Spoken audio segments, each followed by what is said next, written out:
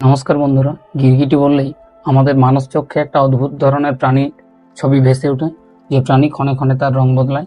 তো আজকে আমরা জানবো গিরগিটি কেন রং বদলায় আর কিভাবেই বা রং বদলায়, সেই সব কিছু। তো চলুন বন্ধুরা শুরু করি।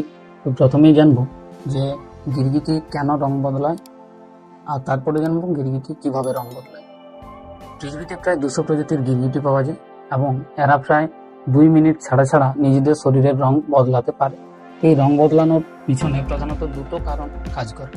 একটা হচ্ছে শরীরের তাপমাত্রা নিয়ন্ত্রণ এবং দ্বিতীয়টা হলো গিয়ে কমিউনিকেশন বা নিজেদের মধ্যে যোগাযোগ স্থাপন। একটা শীতল গিরগিটির গায়ের রং খুব গাঢ় রঙের হয় এবং একটি উষ্ণ গিরগিটির গায়ের রং খুব হালকা হয়। শীতল গিরগিটি নিজেকে গরম করার জন্য গাঢ় রং ধারণ করে এবং উষ্ণ গিরগিটি নিজেকে শীতল করার জন্য হালকা বর্ণ ধারণ করে। প্রাণীবিজ্ঞানীরা গবেষণা করে দেখেছেন যে গিরগিটির গায়ের রং পাল্টানোর পিছনে প্রধানত এদের চামড়ার নিচে থাকা আইরিডোফোর্স বা ইরিডোফোর্স নামক এক বিশেষ ধরনের কোষ রয়েছে। সেই কোষ প্রধান ভূমিকা পালন করে।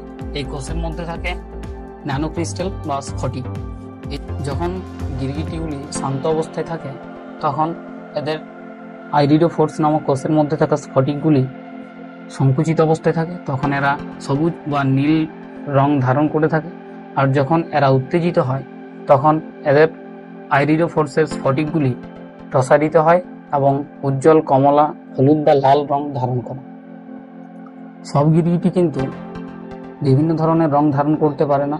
একমাত্র বিশেষ কয়েকটি গিরগিটি রয়েছে, যার মধ্যে একটা হলো প্যান্থার গিরগিটি। এই প্যান্থার গিরগিটি বিভিন্ন ধরনের রং ধারণ করতে পারে 2 মিনিট ছাড়া ছাড়া। অনেকে আবার বলে থাকে গিরগিটি নাকি খুব বিষাক্ত, কিন্তু বন্ধুরা আসলে গিরগিটি খুব একটা বিষাক্ত নয়। গিরগিটির শরীরে অ্যাট্রোফাইট নামক এক ধরনের বিষথলি থাকে। এতে বিষ খুবই অল্প পরিমাণে তৈরি হয়, যা কিন্তু কোনো প্রাণীর ক্ষেত্রে ক্ষতিকারক হতে পারে না যদি গিরগিটি কামড়ায়। আজকের ভিডিওটি এখানেই শেষ করছি। বন্ধুরা, যদি আমাদের এই ধরনের প্রচেষ্টা ভালো লেগে থাকে তাহলে অবশ্যই একটি লাইক করবেন আর সাবস্ক্রাইব করে চ্যানেলটিকে আমাদের উৎসাহিত করবেন। ধন্যবাদ।